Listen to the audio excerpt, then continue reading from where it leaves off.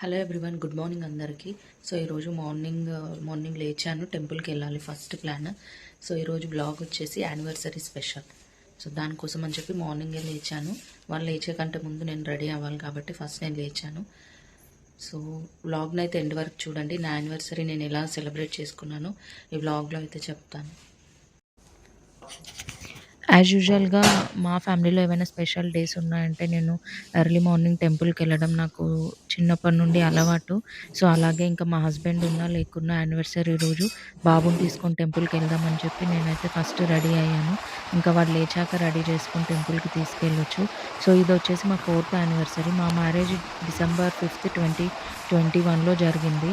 మా మ్యారేజ్ అయిన దగ్గర నుండి మా హస్బెండ్ లేకుండా ఇదే ఫస్ట్ టైం నేను సెలబ్రేట్ చేసుకోవడం. కొంచెం ఎమోషనల్‌గాను చాలా మిస్ అయ్యాను.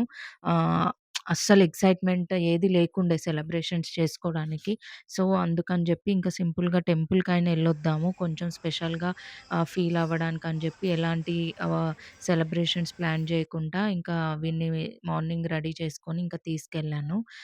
మా ఇక్కడ లోకల్‌లోనే ఫస్ట్ శివాలయంకైతే ఎళ్ళాము ఎర్లీ మార్నింగ్. శివాలయం దగ్గర నుండి అక్కడ పక్కనే కనకదుర్గ టెంపుల్ ఉంటది. మా యానివర్సరీ ఫ్రైడే వచ్చింది కాబట్టి ఇంకా మమ్మీని తీసుకొని మార్నింగ్ బయలుదేరిపోయాము. ఇంకా కనకదుర్గ టెంపుల్‌కెళ్ళి అక్కడ ఇక్కడ మీకు మెయిన్ రోడ్‌లోనే కనిపిస్తుంది చిట్యాల్లో. ఇక్కడ దర్శనం చేసుకున్న తర్వాత నేను 8:30కి లాగిన్ అవ్వాలి. ఆ టైంకి రావాలని చెప్పి 7:30కి 7:15కి అలా బయలుదేరిపోయాము. ఇంకిప్పుడే on the way to home అనమాట. సో టెంపుల్కి వెళ్ళేసి వచ్చాము. ఇంకా బయట నుంచే బ్రేక్ఫాస్ట్ తెచ్చుకుంటున్నాము. నాకు ఇష్టమని రవ్వ కేసరి చేస్తుంది మా మమ్మీ యానివర్సరీ స్పెషల్గా. నేను షుగర్ ఎక్కువ తీసుకోను కాబట్టి బెల్లంతో చేయమని చెప్పాను. సో అదే ప్రాసెస్ అవుతుంది, అయ్యాక చూద్దాం. సో ఇంక ఎగ్జాక్ట్గా రాగానే హడావిడిగా ఇంకా ఎర్లీ మార్నింగ్ లాగిన్ కూడా అయిపోయాను టెంపుల్కి వెళ్ళేసి వచ్చిన తర్వాత. ఏంది ఏంది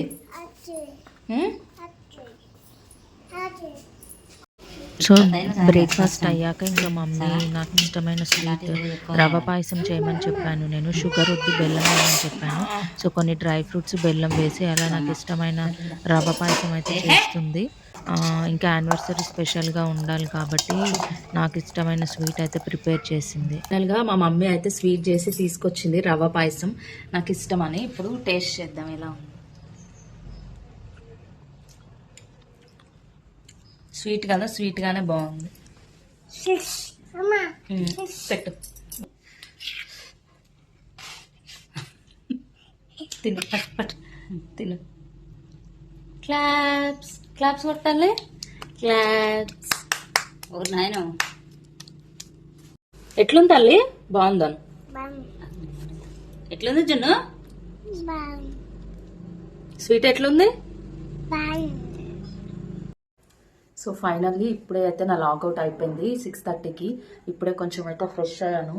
ఇంకా యానివర్సరీ బట్ మా హస్బెండ్ ఇక్కడ లేరు కాబట్టి ఎలాంటి సెలబ్రేషన్స్ అయితే నేను ప్లాన్ చేయలేదు.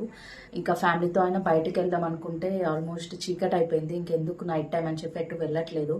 సో ఇంట్లోనే సింపుల్గా ఏదైనా బిర్యానీ అలా ఆర్డర్ చేసి ఇంకా తిందామని చెప్పి అనుకుంటున్నాను. ఇవే సెలబ్రేషన్స్ మా యానివర్సరీకి.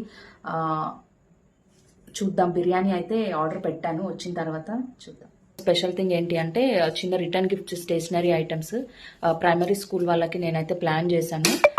నైట్ అవన్నీ ప్యాక్ చేసి అయితే పెట్టాను. మీకు లాస్ట్లో వీడియో క్లిప్స్ అయితే యాడ్ చేస్తాను, చూడండి. ఫస్ట్ అయితే బిర్యానీ వచ్చిన తర్వాత, ఫస్ట్ తిన్న తర్వాత మీకు ఆ బ్లాగ్ వీడియో క్లిప్ అనేది నేను ఎడిట్ చేస్తాను, చూపిస్తాను, అక్కడ పెడతాను, చూడండి.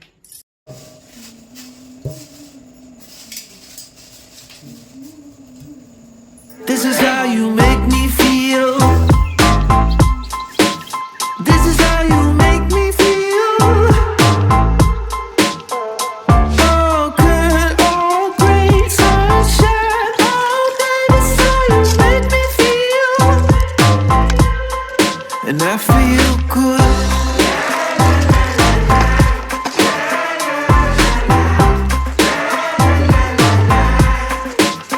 I'm feeling good.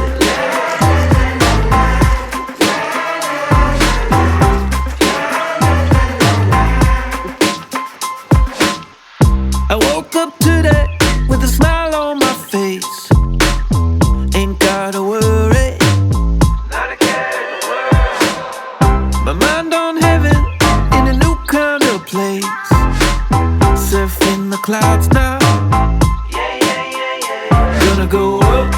Woo, in a real feel chill cool mood. Gonna go up. Woo, oh it's all because of you. Gonna go up. Woo, in a real feel chill cool mood. Gonna go up.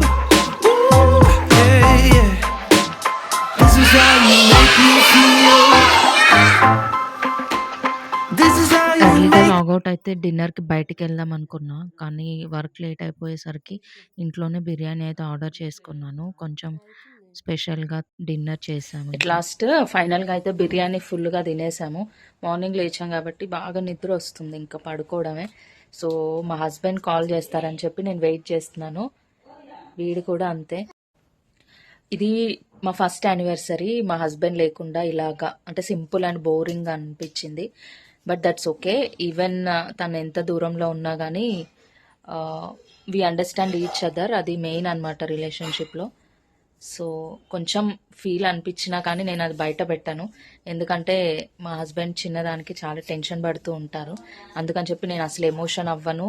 ఎలాంటిది నేను తనకు చూపించను.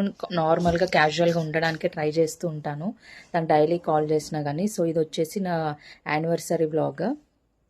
So thank you for watching. Bye. Say bye.